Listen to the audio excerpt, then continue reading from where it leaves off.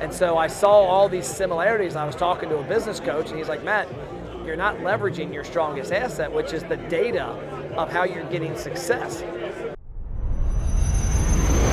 My goal is to help restaurant owners finally get to where they want to go. But more than that, my goal is to find entrepreneurs within that segment that actually know what it means to hustle. That's my goal. Come on the journey with me.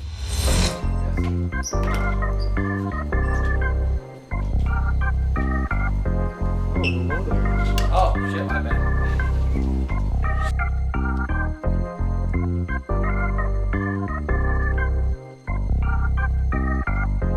And just like that, we're in Dallas, Texas. Max and I hopped on a jet airplane, flew to Dallas. We're at On Rotation to meet a new restaurant owner I've never met. He came in through one of our podcast websites, the one I do with Sean Walchef from Cali BBQ, own their phones.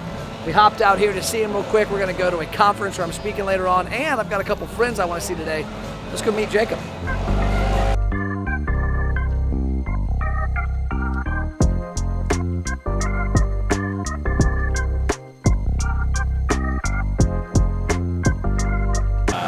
The interesting thing about a brewery too is like a lot of our equipment is all underneath and comes up from the floor because there's a parking garage below us. So like our chiller that like chills all the tanks is actually down below us, and those big pipes coming up out of the floor are chilling systems. Oh, okay, I would have never guessed that parking garage under here. Yeah. Added an element too, because like with all the tanks and stuff, we had to do a lot to like make sure the space was structurally sound for us to just put a bunch of stainless steel and fill it with water. So. That worked out. Great beer. Have you been here before? Yeah. But that's the rotation waffle. Oh yeah. The golden sweet stuff. Yeah, we're gonna get some chicken too, the gluten-free chicken.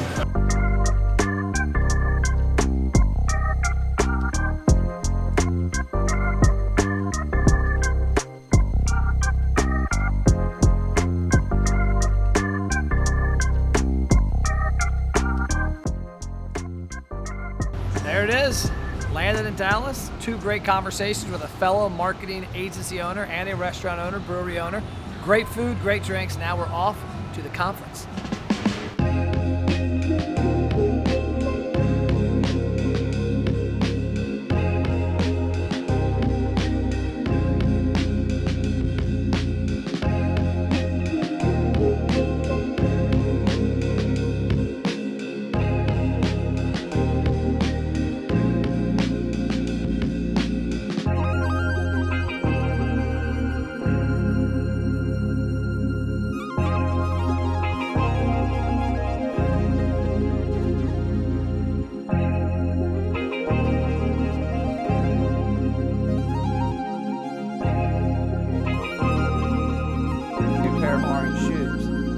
Got to a point where my toughest decision every morning was which pair of shoes.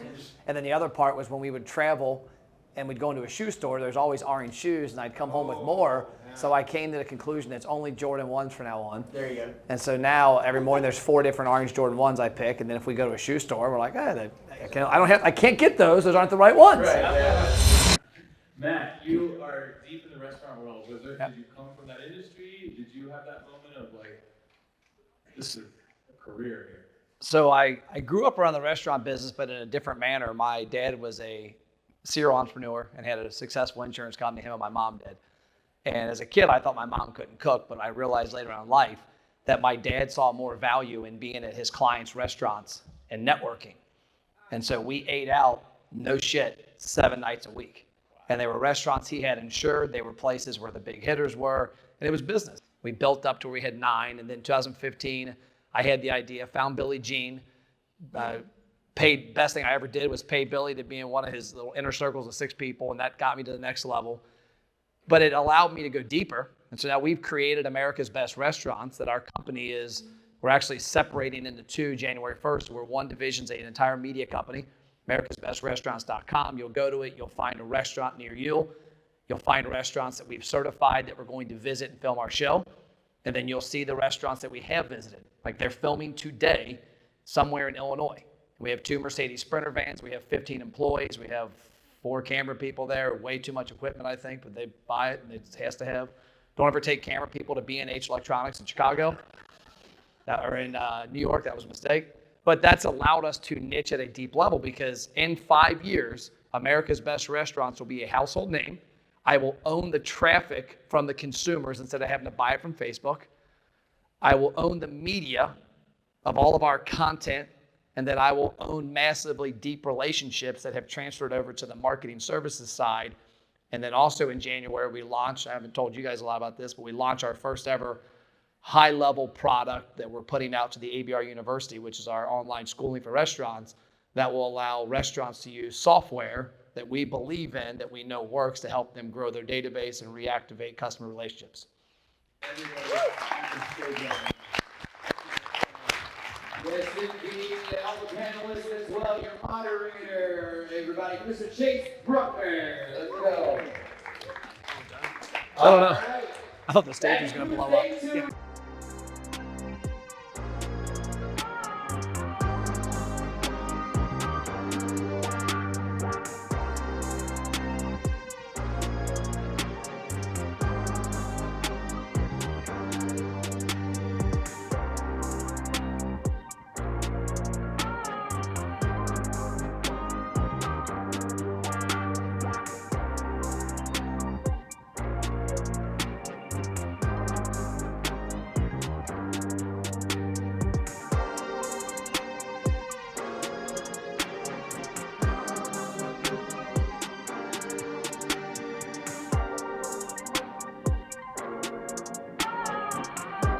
So I was in radio in the 90s and got into, me, my dad, and brother opened a boat and RV dealership. Believe it or not, we opened it online. 1999, we built a website to sell boats on consignment in our area. And then we built that into a 3-location, $15 million a year business that we all hated.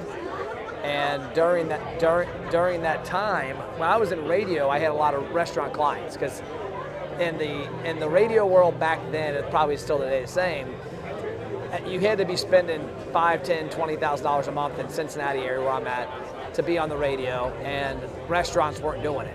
And so I found a niche that there was a lot of mom and pop restaurants that would benefit from being on our stations at certain points, and they had what I needed to entertain my clients, which was food, so I did a lot of trade deals. And I became the king of restaurants. I had like 35 to 40 restaurants, all point, always on the books, so I could eat wherever I wanted to. And so I had a lot of relationships that way. So when we opened the boat dealership, it got big enough, I left radio, went into the boat business completely, accidentally learned the internet. I can send you a video on that. It's pretty funny how I learned what the internet was and chat rooms before social media. And around 2006, a lot of my former radio clients were calling me because I was still friends with them because I was always a very consultative person. Hey, if I don't have what you need, I'm not going to sell you something. But if I have what you need, I'll show you the right path. And so a lot of them were calling me up because they had seen I was getting published everywhere. The Cincinnati Enquirer, the Business Courier. There was a big article on how our dealership was using this thing called the internet and how Procter & Gamble, our local conglomerate, was using it. And so they were calling me going, hey man, we'll give you a free car, free landscape. I had every client calling me. So I just started doing side work as a hell of it. I didn't need money. I was already making a shitload of money at the dealership. And by 2007, late 2007, I got to a point where I wanted to go back to marketing. I hated the dealership. So we came up with a plan to exit the dealership. I went back, I opened my marketing firm in the spring of 2008, took a consulting gig with the Cincinnati Bengals and the Cincinnati Reds, and then we wound down the dealership, and then when we got ready to close it, the economy crashed that summer, so it got us out quicker. And my business was fully going by that point. So 2008, 2009, 2010 was when I launched the company, and we picked up a handful of restaurants. And what happened was from 2010 to 2015, I got to a point where we had 30 different clients, typically about 30 to 35.